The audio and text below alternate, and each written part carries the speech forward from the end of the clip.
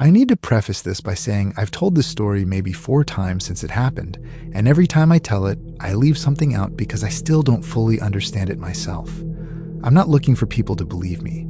I just need to get it out of my head and onto something other than the inside of my skull, because 2 years later, I still check my rearview mirror more than any normal person should. My name's Derek. I was 26 at the time, working as a delivery route driver for a regional auto parts distributor out of Phoenix, Arizona. Not glamorous. I drove a white Ford Transit van with the company logo peeling off one side, hauling brake pads and alternators to independent mechanic shops across the Southwest. In April of 2024, my manager asked if I'd be willing to take an extended run, a one-time thing, driving a rental box truck from our Phoenix warehouse to a sister distributor in Bakersfield, California, because their regular driver was out with a torn rotator cuff and the shipment couldn't wait. Time and a half plus a per diem. I said yes without thinking twice. I was saving up to move out of my apartment with my ex-roommate situation getting unbearable, and any extra money helped. The plan was simple.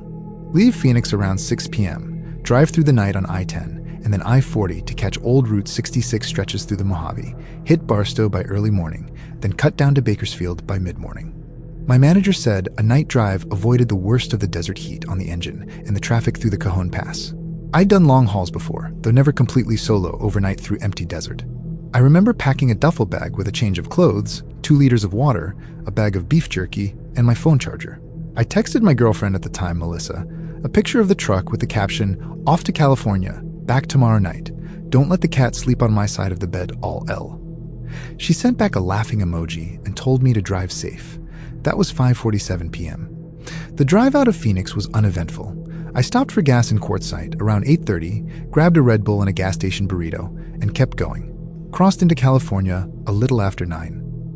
The sun was fully down by then, and the desert did that thing where the temperature drops fast once the light's gone, going from warm to almost cold within an hour. I had the radio on, bouncing between a classic rock station out of Palm Springs, and, once that faded, just static in my own playlist. By the time I hit the stretch of I-40 that runs parallel to old Route 66 through the Mojave, it was close to midnight, and there was almost nobody else on the road. Every once in a while, a set of headlights would pass going the other direction, or I'd catch up to a semi and pass it. But for long stretches, 20, 30 minutes at a time, it was just me, the double yellow line, and whatever my headlights could reach before the dark just swallowed it back up. Around 1:50, I started getting tired in that specific way you get tired on a long night drive, where your eyes feel dry and your blinks start lasting a fraction of a second too long. I decided to pull off at a rest area near Ludlow, a little dot on the map that's basically just a gas station, a diner, and a rest stop, sitting in the middle of nowhere between Barstow and the Arizona border. I remember the exit sign because it had a coyote silhouette spray painted on the back of it, like someone's idea of desert art or just vandalism. I couldn't tell. The rest area itself was one of those simple pull-offs, a parking lot, some vending machines under a covered pavilion, a couple of pit toilets, and a handful of picnic tables. There were 3 other vehicles there when I pulled in. A dark pickup truck with a camper shell, an older sedan I think was a Buick, and a big rig idling off to the side with its cab lights off. Driver probably asleep in the back. I parked toward the windows for air, reclined my seat, and set an alarm for 2 a.m., figuring a 45-minute power nap would get me through the rest of the drive. I didn't actually fall asleep. I was in that in-between state, eyes closed, half aware, when I heard a car door. Not slam, just that soft click-thunk of someone closing it carefully, like they didn't want to wake anyone up. I opened my eyes and checked the clock on my dash. 1:52 a.m. I looked in my side mirror and saw a man walking across the lot toward the vending machines. He was tall, thin, wearing a flannel shirt despite the cold, not really calling for it, and jeans. Nothing about him looked wrong at first. People stop at rest areas at 2 a.m. all the time. That's what they're for. What I noticed didn't go to the vending machines right away. He stood near them for a second, and then he turned and looked directly at my van. Not glanced. Looked, held it for a few seconds. I remember feeling this small, immediate discomfort, the kind where your body reacts before your brain is caught up to why.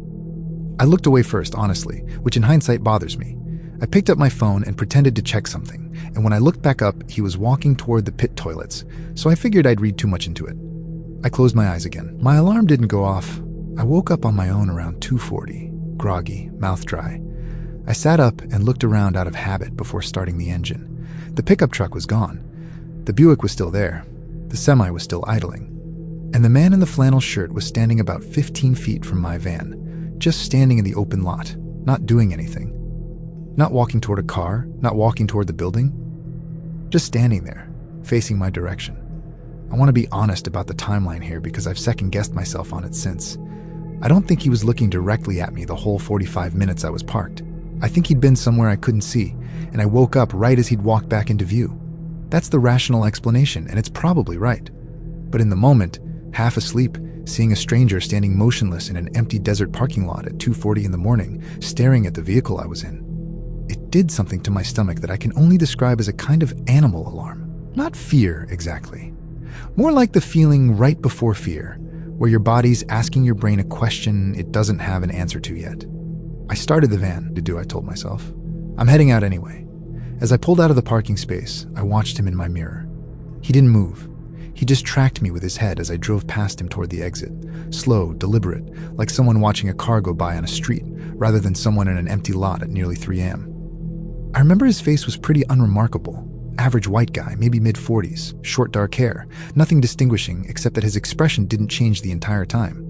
No nod, no wave, no acknowledgement that two strangers were looking at each other, just watching.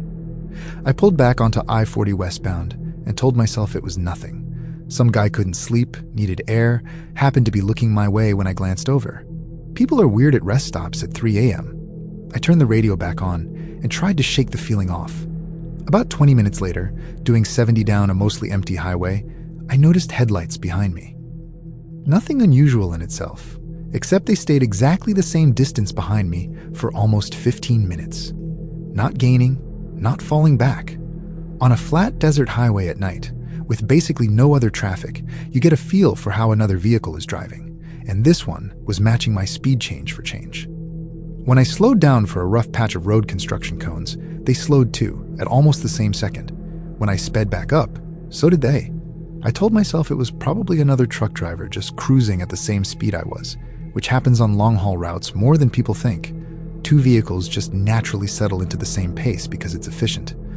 I tried to let it go, but something about the shape of the headlights in my mirror bothered me. They looked high off the ground and spaced wide, like a truck, but I couldn't shake the memory of that flannel shirt and that stare, and my mind kept trying to connect the two, even though I had zero actual reason to believe it was the same person. I hadn't even seen what vehicle he'd been near. At 3:20 a.m., I took the exit for a gas station in Newberry Springs, mostly to test whether the headlights behind me would follow. They didn't take the exit. They kept going straight down for it. I sat in the gas station parking lot for a solid 10 minutes with my hands actually shaking a little, feeling stupid, telling myself I'd let my imagination run away from a tired, half-asleep brain reading meaning into nothing. I bought a coffee, used the bathroom, checked my phone. Melissa had texted at 1 a.m. asking if I made it to California yet, and I texted back that I was close, running a little behind, everything fine. I remember typing that and feeling a strange impulse to write more, to tell her about the guy at the rest stop, and then deciding not to because it would sound insane over text. Hey, a guy looked at me weird in a parking lot, so I didn't send it. I've thought about that a lot since. Wishing I had a time-stamped record of what I was feeling in that moment, something besides my own memory, which I know isn't fully reliable anymore, given everything after. I got back on the road around 3:40. The plan was to push through to Barstow, maybe grab breakfast once places opened, then continue to Bakersfield. The stretch of highway between Newberry Springs and Barstow isn't long, maybe 40 minutes, but it felt like it took hours. I kept checking my mirrors obsessively. Every set of headlights that appeared behind me, I'd watch it like it was about to do something. Most of them passed normally, or took an exit, or fell behind and disappeared. But around 4:05 a.m., I noticed one set that didn't do either. It stayed back there, distant, but present, the way a shadow stays present without doing anything threatening on its own. Here's where it gets harder for me to explain in a way that sounds credible, and I want to be upfront about that. I pulled off Route 66 onto a smaller frontage road that ran parallel to the interstate for a stretch, mostly on instinct, trying to see if the vehicle behind me would follow onto a road that had genuinely no reason for anyone to take at 4 a.m. unless they were following someone specific. It's a narrow 2-lane road that runs past some old abandoned motor court cabins, remnants from the original Route 66 tourism era, boarded up, half collapsed, the kind of thing you see in documentaries about the dying Mother Road. The headlights followed me onto the frontage road. I want to be clear, I'm not exaggerating that moment for effect. There is functionally no reason for a random vehicle on I-40 to take that exit at 4 a.m. unless they were watching for it, unless they had some reason to be tracking where I went. My hands were sweating on the wheel. I sped up. The vehicle behind me sped up too, closing some of the distance for the first time in over half an hour, close enough that I could see it was a dark-colored pickup truck. Not a semi, a pickup, with a camper shell, the same one from the rest stop. I did something that in hindsight probably saved me, though I still don't know from what exactly. There was a turnout near one of the abandoned motor court buildings, a wide gravel patch probably used decades ago for tour buses or something, and instead of continuing straight, I swung the box truck hard into it, killed my headlights, and just sat there in the dark with my heart going so hard I could feel it in my throat. I know it sounds like something from a movie, but I genuinely believed in that moment that continuing to drive predictably down an empty road with someone following me was more dangerous than getting off it and disappearing from view, even for a few seconds. The pickup truck didn't slow down. It went past the turnout, continued down the frontage road, taillights shrinking into the dark. I sat there for probably 4 full minutes without moving, without breathing right, watching my mirrors, watching the road ahead through the windshield, listening to the tick of my engine cooling, and somewhere out past the dead motor court cabins, the sound of wind moving through what I assumed was scrub brush, though at the time every single sound out there felt aimed at me. Then I heard footsteps on ground, not from the direction the truck had gone. From behind me. Close.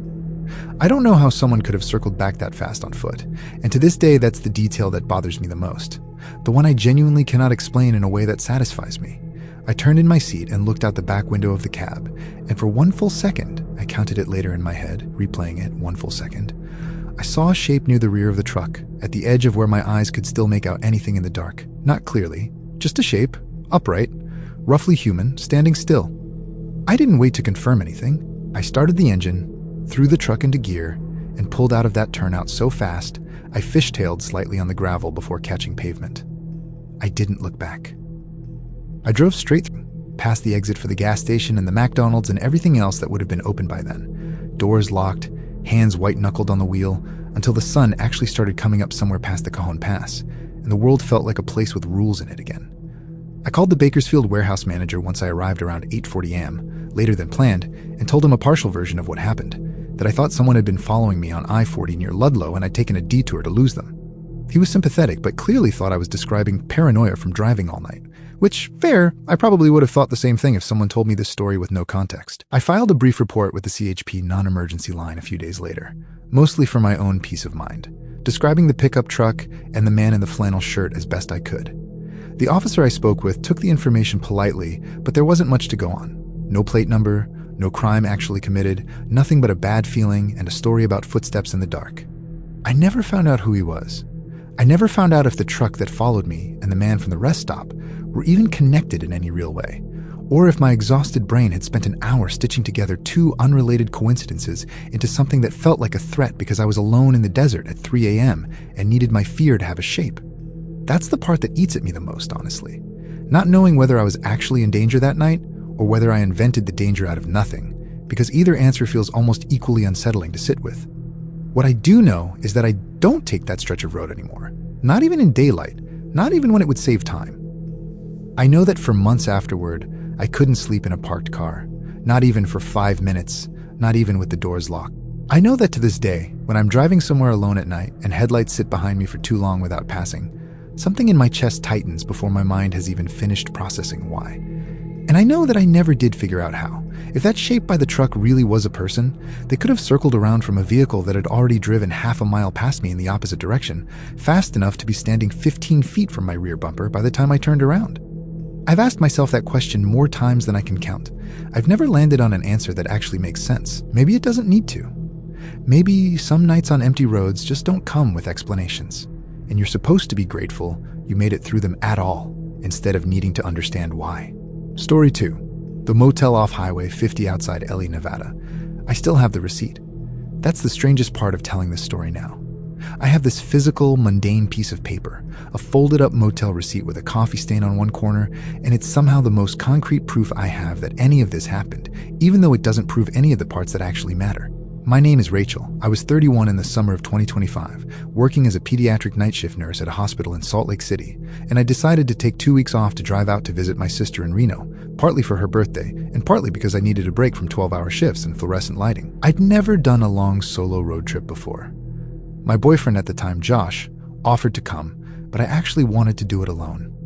I think I needed to prove to myself I could, after a stretch of feeling pretty run down and dependent on other people to manage basic logistics of my life. In hindsight, there's a small bitter irony in that, given what ended up happening. I left Salt Lake City around 10 a.m. on a Tuesday, driving my 2019 Subaru Outback, planning to take Highway 50 west. They call it the loneliest road in America, which I knew going in, and honestly, that was part of the appeal. I wanted quiet. I wanted long stretches of nothing, mountains and sagebrush, and no cell service, the kind of drive where your thoughts get room to breathe. I packed snacks, a cooler with drinks, a paper map as backup because I knew service would be spotty, and I told both Josh and my sister my rough route and timeline, promising to check in when The first several hours were exactly what I wanted. Highway 50 through Nevada is genuinely desolate in a way that's hard to describe if you haven't driven it. You'll go 40, 50 miles without seeing another car, just endless basin and range topography, dry lake beds, distant mountain ranges that never seem to get closer. I stopped in Delta, Utah for gas and a sandwich, then crossed into Nevada a bit after 1 p.m. I remember specifically noticing how the landscape changed, how the road signs started warning about no services for the next 80-some miles, and feeling a genuine little thrill about it. The kind of feeling you get when you're doing something slightly outside your comfort zone and it's working out fine. By the time I reached Ely, Nevada, it was around 6:30 p.m. Later than I'd planned, because I'd stopped a few times to take pictures of the scenery. There's a spot with old mining ruins near the highway that I couldn't resist photographing. Ely's a small town, historically a copper mining hub, with a downtown built around a beautiful old hotel called the Hotel Nevada, all lit up in neon even in daylight. I'd originally planned to keep driving another hour or two before stopping for the night, but I was tired. My eyes were starting to do that dry, heavy thing, and I decided I'd rather stop early and get a good night's sleep than push through exhausted. I didn't stay at the Hotel Nevada, though. It looked a little out of my price range for a spontaneous stop, all lit up and clearly the town's main attraction. Instead, I found a smaller motel about 10 minutes outside the main strip of town, off Highway 50 on the western edge, called the Silver Sage Motor Lodge. Single story, maybe 14 rooms total, the kind of place with an office window instead of a proper lobby, and a hand-painted sign that had clearly been repainted at least once because you could see the shadow of older lettering underneath the newer. I want to say the nightly rate was around $68, which is part of why I have the receipt. It felt like such a specific, mundane detail to hold on to later. The man who checked me in was older, maybe 70s, soft-spoken, wearing a cardigan despite it being summer. He gave me a key, an actual metal key, not a card, attached to a diamond-shaped plastic tag with the room number 7 printed on it in faded gold.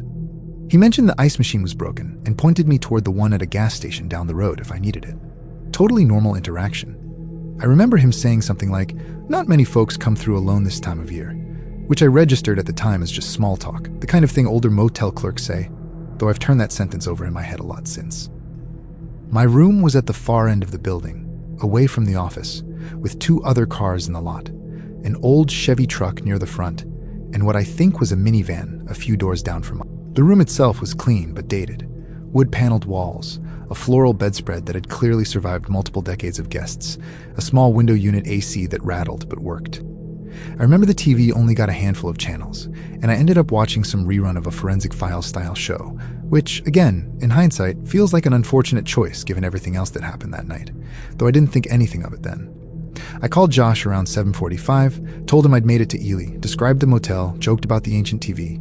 He told me to lock up and get some sleep. I did lock the door, deadbolt, and the little swing arm chain lock. And I remember specifically checking the window latch too, an old habit from living alone in the city for years. The first thing that felt off happened around 10:20 p.m. I was in bed, half watching the TV, phone propped against a lamp charging, when I heard a car pull into the lot.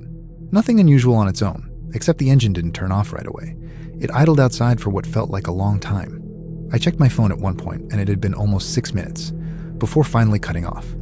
I got up and looked through the gap in the curtains, just out of idle curiosity more than anything, and saw a dark sedan parked a couple spots down from mine. No lights on inside it, nobody getting out that I could see in that first minute. I watched for maybe 30 seconds, and then told myself I was being weird, and went back to bed. People sit in their cars all the time, finishing a phone call, finishing a cigarette, whatever. Around 11:40 p.m., I heard footsteps outside my door. Slow ones. The kind where someone's clearly not in a hurry to get anywhere specific, just walking the length of the building. They passed my door, faded out toward the office end of the motel. I remember lying there very still, listening, feeling my heart pick up a little for no concrete reason, and then hearing nothing else for a long stretch after that. I told myself it was another guest, maybe someone who couldn't sleep, out for air. Motels are public spaces. People walk around them at night. I made myself relax and eventually drifted off sometime after midnight with the TV still murmuring in the background. I woke up at 1:52 a.m. I remember the exact time because it's burned into my head to the sound of someone trying my doorknob, not knocking, turning it. Slowly, deliberately, the specific quiet click, click, click of someone testing whether a lock is actually engaged, trying to do it without making noise, which somehow is so much worse than if they just knocked or pounded. I lay frozen. How long? Staring at the door, watching the knob in the dim light from the parking lot filtering through the curtain gap, and I swear I watched it turn maybe a quarter inch before stopping against the deadbolt. Then nothing. Silence. I didn't hear footsteps walking away. I didn't hear anything at all, which somehow felt worse than hearing something, because it meant whoever it was hadn't left. They were just standing there. I don't know how long I stayed like that, barely breathing, my hand eventually reaching for my phone on the nightstand as quietly as I possibly could, thumb hovering over the screen, trying to decide what to even do. Call the front desk? It was almost 2 a.m. I didn't know if anyone would answer. Call 911 over someone touching a doorknob with no actual proof anything was wrong? I felt paralyzed by how mundane it would sound out loud even while my body was screaming that something was deeply wrong. Then I heard it. A voice. Low, male, right outside the door, close enough that it sounded like his mouth was practically against the wood. He said, "I know you're awake." Just that. Calm, almost gentle, in a way that made it so much worse than if he'd screamed it. I didn't respond. I don't think I could have if I'd wanted to. My throat had completely... I sat up slowly, silently, and reached for the phone. And this time, I did call 911, whispering the situation as quietly as I could while keeping my eyes locked on that door, telling the dispatcher where I was, room 7 at the Silver Sage Motor Lodge outside Ely, that someone had tried my door and was talking to me through it. She told me to stay on the line, stay quiet, and that units were being sent, though she was honest that the nearest available deputy might be 15 to 20 minutes out given how rural the area was. 15 to 20 minutes felt, in that moment, like it might as well have been 15 to 20 hours. I didn't hear anything else for a while after the voice.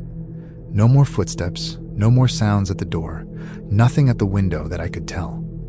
I sat pressed against the headboard, knees to my chest, phone against my ear, dispatcher's voice, a quiet, steady thread keeping me tethered to something outside my own panic. I remember she asked me questions.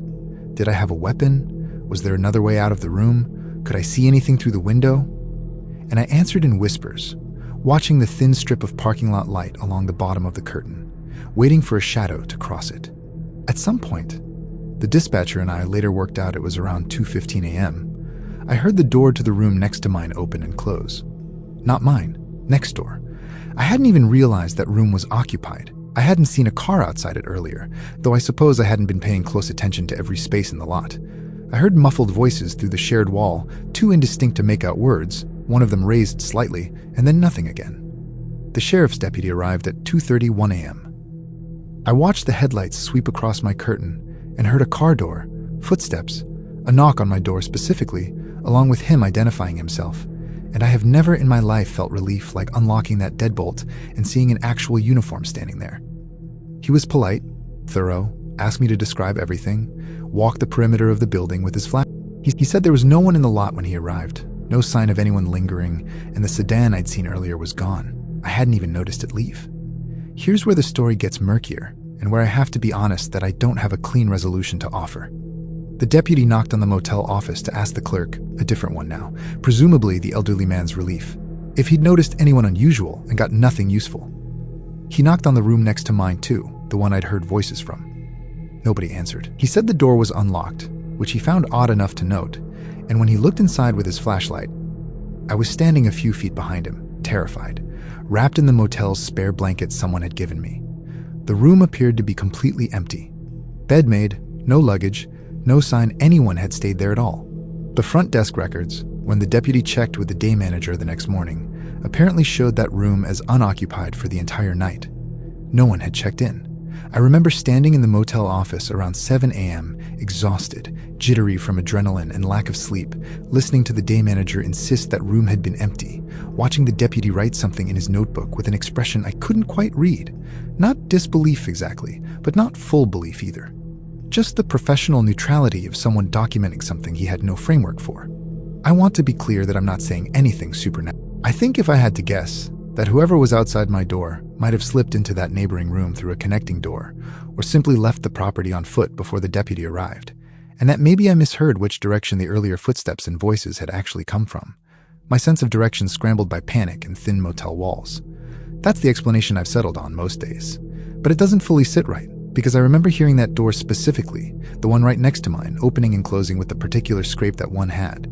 I'd noticed it when I walked past it earlier in the evening, a little catch in the hinge, and I remember it being distinct from any other sound in the building. I checked out that morning without going back to sleep, drove straight to my sister's place in Reno with the windows down and every ounce of caffeine I could find in my system, and told her the story sitting on her kitchen floor because I couldn't quite bring myself to sit on furniture yet, like I needed something solid and low to the ground under me.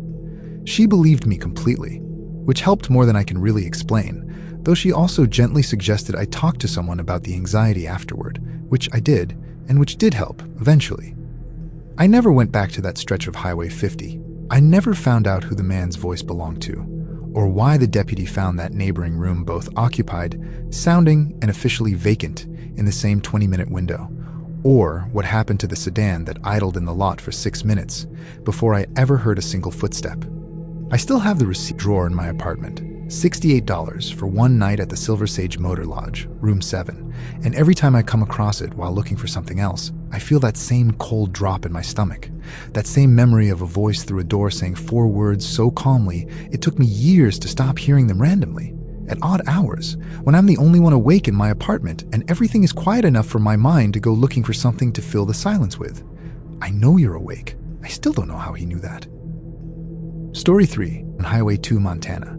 I've never posted this anywhere before. I've told close friends versions of it, always leaving out different pieces depending on how much I trust the person I'm telling. And I think this is the first time I'm trying to get the whole thing down in order, start to finish, without skipping the parts that make me sound like I made bad decisions. Because I did make bad decisions. I want to own that up front because I think part of why this still bothers me is knowing how easily it could have gone worse and how much of that was on me. My name's Tyler. I was 23 in October of 2023. About a year and a half out of college, working as a field technician for a company that served rural internet and satellite installations across the northern tier of Montana and into North Dakota. It was a job that had me driving alone for hours at a stretch, small towns, long empty highways, farmhouses miles from the nearest neighbor. I liked it, honestly. I liked the suncasts, the way the landscape up there feels enormous and empty and honest in a way cities never do. That October, I'd finished a string of installation jobs around Havre, Montana, and was driving my company truck, a white Chevy Silverado with a magnetic company logo on the doors, west on US Highway 2 towards Shelby, planning to overnight there before continuing to a job near Cut Bank the next morning. Highway 2 up in that part of Montana runs close to the Canadian border, through the Highline region, past small towns that are sometimes little more than a grain elevator and a gas station. It was late afternoon, maybe 4:40 p.m., the light doing that low golden thing it does in October up there, long shadows stretching off the fence posts along the highway. About 20 minutes outside Havre, I saw a guy on the shoulder with his thumb out. I want to be honest that hitchhiking isn't uncommon up in that part of the state. You see it more than you'd think, guys walking between small towns, occasionally someone whose truck broke down miles from cell service. I'd picked up hitchhikers twice before in the 2 years I'd had that job, both uneventful. One guy who just needed a ride into the next town after his truck's alternator died, another an older rancher whose four-wheeler had run out of gas. So when I saw this guy, my first instinct wasn't alarm. It was more just an automatic weighing of whether I had room and time, which I did. He was maybe mid-30s, medium build, wearing a worn brown Carhartt jacket and jeans, a backpack over one shoulder, no hat despite the cold starting to settle in with the sun going down. I pulled over probably 50 yards past him and watched him jog up in my mirror. When he got to the passenger window I'd rolled down, he asked if I was headed towards Shelby, and when I said yes, he asked if I could take him as far as Chester, a smaller town about halfway there. Seemed reasonable. I said sure, hop in. His name, he told me, was Wade. He said he'd been staying with a cousin near Havre and was heading back toward Chester, where he said he had some work lined up, though he was vague about what kind. I didn't push. In my experience, people who hitchhike out there generally don't love being interrogated about their circumstances, and I wasn't in the business of making anyone feel judged for needing a ride. We talked about normal things for the first 20 minutes or so. Where I was from, what the internet installation work was like, him mentioning he used to work oil field jobs down in the Bakken before things slowed down. Nothing about him raised any flags. If anything, he seemed a little quieter than talkative, answering my questions but not asking many back, which I chalked up to just being a reserved guy. The first moment that felt slightly off happened around 5:15 p.m., maybe 25 minutes into the drive, somewhere between Havre and Guildford. We passed a historical marker pull-off, one of those brown highway signs with a gravel turnout, and Wade asked, almost too casually, whether I usually drove this stretch alone. I said, yeah, pretty much always solo, comes with the job. He nodded and didn't say anything else, but something about the specific phrasing of the question, not do you like driving alone, or isn't it boring alone, but do you usually drive this alone, sat weird with me in a way I couldn't fully articulate at the time. I remember glancing at him, and he was just looking out the windshield, hands resting on his knees, backpack between his feet on the floorboard. I told myself I was overthinking a totally normal question. The light was starting to fade properly by then, and I turned my headlights on around 5:40, the highway stretching out ahead of us in that flat, endless way the High Line does, grain elevators occasionally rising up on the horizon like the only interruption in an otherwise perfectly flat world. Around 6:05 p.m., Wade asked if I'd mind pulling over for a minute, said he needed to use the bathroom.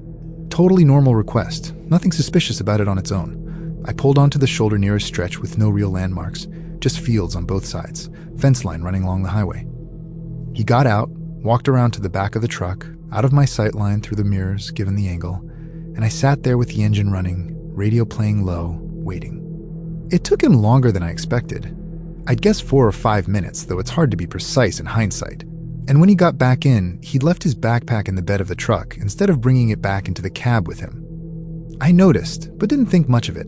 Figured maybe it was heavy, or We kept driving. Full dark had set in by then, that particular rural dark where there's no ambient light at all beyond your own headlights, and the occasional distant yard light from a farmhouse set back a half-mile off the road. Around 6:30, maybe 15 miles outside Chester, Wade's demeanor shifted in a way I still find hard to fully describe.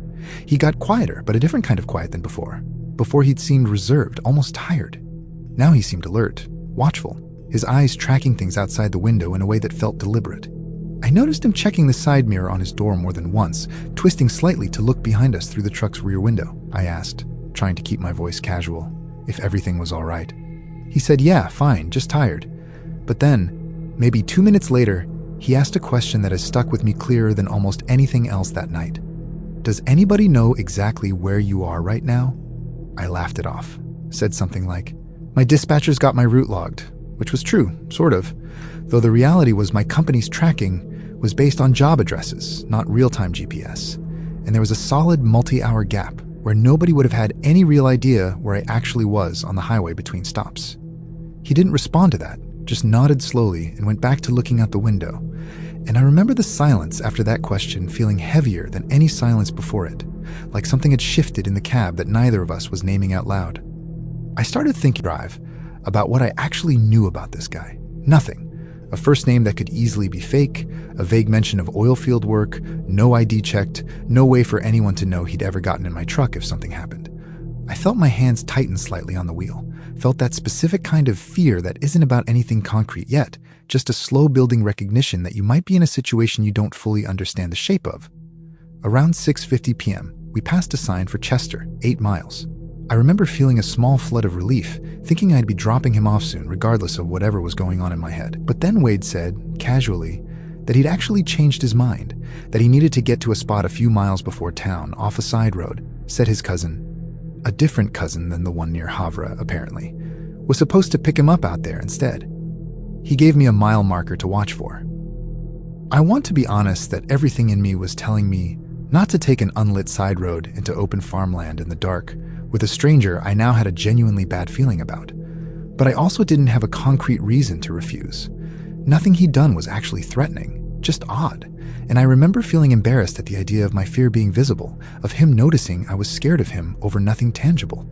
That embarrassment, that reluctance to seem paranoid over vibes, is something I've thought about a lot since, how it very nearly overrode every instinct my body was screaming. What I actually did was lie. I told him I was low on gas and needed to get into Chester proper first, that I'd swing back if he wanted, but I needed fuel before doing anything else. It wasn't true. I had almost half a tank, but it felt like a reasonable sounding excuse that wouldn't make him feel accused of anything. He was quiet for a few seconds, and then he said, "Yeah, that's fine," in a tone that didn't quite match the words, flatter than it should have been. I drove straight into Chester, pulled into the first gas station I saw, a small scenic station right off the highway, well lit, a couple other cars there. I put the truck in park and told him this was as good a spot as any, that I hoped his ride would find him. He got out, walked around to the truck bed to grab his backpack, and for a moment, maybe 3 or 4 seconds, he just stood there next to the truck bed, not moving toward the road, not moving toward the gas station, just standing there looking at me through the passenger window I hadn't rolled back up yet. It's hard to convey how long 3 or 4 seconds of complete stillness from another person can feel when you're already on edge, but it felt endless. Then he said, "Appreciate the ride," turned, and walked off toward the edge of the gas station lot, away from the pumps, away from the building, toward the dark stretch of highway leading out of town, rather than into it. I sat there for a minute, watching him go, engine still running, before I actually pulled up to a pump and filled the tank for real, hands still not quite steady. I went inside to pay and use the bathroom, and I remember, almost as an afterthought, mentioning to the cashier, a woman probably in her 50s, that I'd just dropped off a hitchhiker and asking if she recognized the name Wade or knew of anyone locally who went by that. She said the name didn't ring a bell, but she mentioned, unprompted, that there'd been a state trooper in earlier that evening, asking gas station employees along the highway corridor to keep an eye out for a man matching a general description, mid-30s, brown Carhartt jacket, in connection with, in her words, some kind of incident up near Havre earlier that day. She didn't have details, said the trooper hadn't given specifics, just asked people to call it in if they saw someone matching that description. I didn't sleep much that night in my motel room in Shelby. I called the local sheriff's non-emergency line the next morning and gave a description of Wade and roughly where I dropped him off, though I never heard back anything conclusive. No follow-up, nothing in the local news that I ever found connecting to whatever the trooper had been referencing. I don't know if it was connected to him at all. I don't know what the incident near Havre even was. I never found his backpack in my truck bed either. He'd taken it with him, obviously, when he got out. But I did find, a few days later, cleaning out my truck bed at a car wash, a single leather glove wedged into the wheel well, black, worn, not mine, not anything I recognized from any job site I'd been on. I still have it, actually, in a box in my closet, though I've never been able to explain to myself why I kept it instead of throwing it away. What sits with me the most, more than the glove, more than the vague trooper warning I never got confirmation on, is that question. Does anybody know exactly where you are right now? I've thought about it during every solo drive I've taken since, every stretch of empty highway, every time I've picked someone up since, which, for the record, I don't do anymore. Not after that I think about how easy it would have been for the honest answer to be no, and how casually he asked it, like he already suspected what my answer would be before I gave it. I never found out what he was running from or toward, or whether any of what I felt in that truck was really about him at all, rather than just my own imagination amplifying an awkward, quiet man into something more sinister than he actually was. That uncertainty is the part I've never been able to resolve. Some nights, I think I overreacted to nothing, that Wade was just an odd, tired guy hitching a ride who happened to ask a strange question at a strange time. Other nights, usually when I'm driving that same stretch of Highway 2 for work, radio low, headlights the only thing pushing back the dark for miles in every direction, I think about how close I came to turning down that side road. And I don't feel anything close to that certain at all. And that's all 3 stories for tonight. If there's one thing that's stuck with me putting these together, it's how ordinary the setup is every single time. Nobody in these stories was doing anything reckless. A delivery driver taking a work assignment, a nurse driving out to see her sister, a field tech giving a stranger a ride the same way he had twice before without any problem. That's usually how it goes with these kinds of stories. It's never some obviously bad decision that gets people into trouble. It's just an ordinary day on an ordinary road that quietly turns into something else. And by the time you notice, you're already in the middle of it. If you've got your own road trip story, something that happened to you, or a friend, or someone you know, drop it in the comments below. I read every single one, and a lot of the stories that end up on this channel started exactly that way. If you want to stay updated when the next batch goes up, make sure you're subscribed and you've got notifications turned on, because these don't always go up on a set schedule. As always, If you're driving somewhere alone tonight, lock your doors the second you get in. Trust that feeling in your gut if something feels off, and get where you're going safe.